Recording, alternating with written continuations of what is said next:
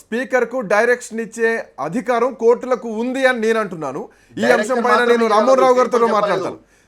నేను ఏమంటున్నాను కార్తిక్ గారు, స్పీకర్ కు డెడ్ లైన్ విధించడమా, స్పీకర్ కు సూచనలు చేయడమా?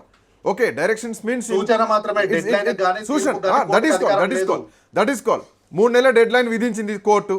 దాని మీద కూడా మాట్లాడదు. రెండు వ్యవస్థల మధ్యలో జరుగుతున్న యుద్ధం తెలంగాణలో ఏం జరగబోతోంది? గౌతమ్ ప్రసాద్ గారు పార్టీ మారలే, ఆ 10 మంది అంటున్నారు. మీరేమో సుప్రీంకోర్టు దాకా వెళ్ళారు, పార్టీ మారారు అని చెప్పేసి.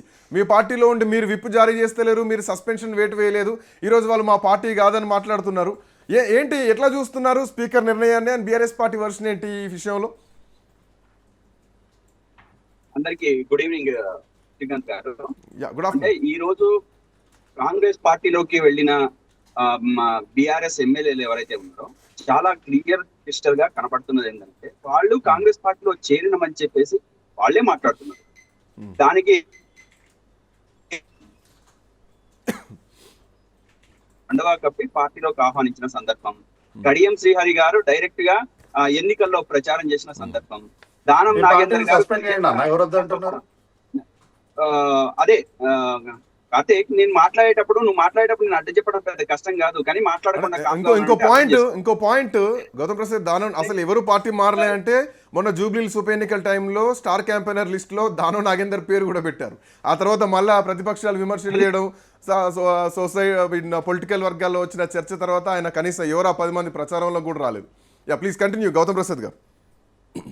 శ్రీకాంత్ గారు, పిల్లి కళ్ళు మూసుకొని పాలు తాగినంత మాత్రాన ప్రపంచం చూడట్లేదని చెప్పేసి కాంగ్రెస్ పార్టీ వాళ్ళు అనుకుంటున్నారేమో. పూర్తి వివరాలతో సహా, ఆధారాలతో సహా మేము సుప్రీంకోర్టు ముందు పెట్టడం జరిగింది. అదేవిధంగా స్పీకర్ ముందు పెట్టడం జరిగింది. సుప్రీంకోర్టు దాంట్లో భాగంగానే స్పీకర్ గారికి ఒక సలహా సూచన ఇవ్వడం జరిగింది. మీరు దీని విషయంలో ఖచ్చితంగా ఏం తీసుకుంటారో తీసుకోండి, అంటే పాజిటివ్ తీసుకుంటారా, నెగిటివ్ తీసుకుంటారా, అది మీ ఇష్టం. బట్ ఏదో ఒక నిర్ణయం అయితే తప్పనిసరిగా తీసుకోవాల్సిందే, ఆధారాలతో ఉన్నాయని చెప్పేసి సుప్రీంకోర్టు డైరెక్షన్ ఇచ్చిన మాట వాస్తవం. దీనికి కాదని నేను ఇంకో రకంగా మాట్లాడతాను, వాళ్ళు మా పార్టీ కాదు, మా పార్టీలో లేరు అని చెప్పేసి మాట్లాడుకుంటే అది కరెక్ట్ కాదు. వాళ్ళు కాంగ్రెస్ వాళ్ళు మా పార్టీలో చేరలేదనంటే కండువా వేసి ఆహ్వానించింది ముఖ్యమంత్రి కాదుగా.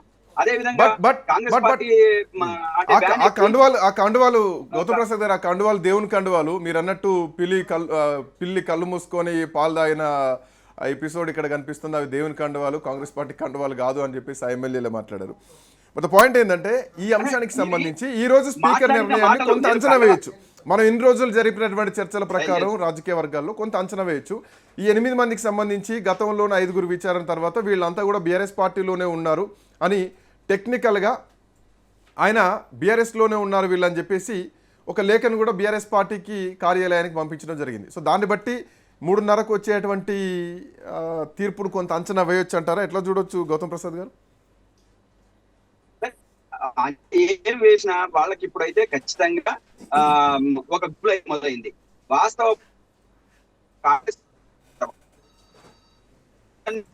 తర్వాత స్పీకర్ అనే మనిషి ఎవరి మనిషి? కాంగ్రెస్ పార్టీ మనిషి.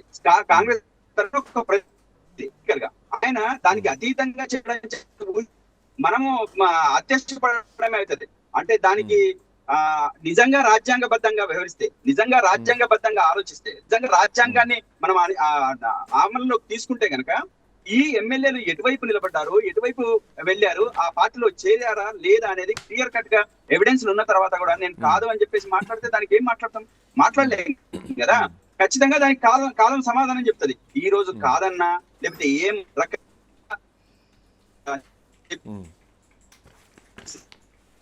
ఆ 10 మంది ఎమ్మెల్యేలు మా పార్టీలో లేరు, మా పార్టీ వాళ్ళు కారు, మా పార్టీ నుంచి కాంగ్రెస్ పార్టీలో చేరినమని చెప్పేసి స్వయంగా వాళ్లే ప్రకటించారు.